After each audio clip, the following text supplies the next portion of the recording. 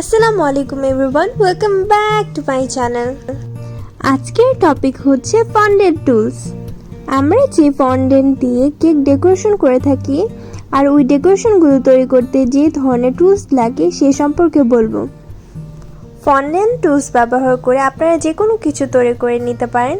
এটা হচ্ছে একটা সিম্পল সেট। এটা দিয়ে আপনারা বেসিক অনেক ধরনের ফ্লাওয়ার তৈরি করতে পারবেন ফন্ডেন্ট অথবা গামপেস্ট দিয়ে।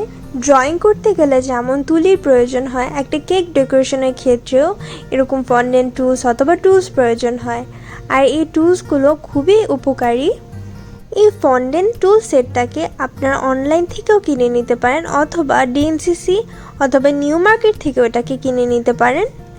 প্রত্যেকটা টুলস দিয়ে বিভিন্ন ধরনের ডিজাইন তৈরি করা যায়। এগুলো সাধারণত পাপড়ি তৈরির ক্ষেত্রে অথবা কেকে ফন্ডেন্টের উপর ডেকোরেশন করার ক্ষেত্রে এক একটা জিনিস ব্যবহার করা হয়। আলাদা একটা ভিডিও করে আমি এটা ডিটেলসে দিয়ে দিব। এটার প্রাইস 300 টাকা, আপনারা এর কমেও পেয়ে যাবেন।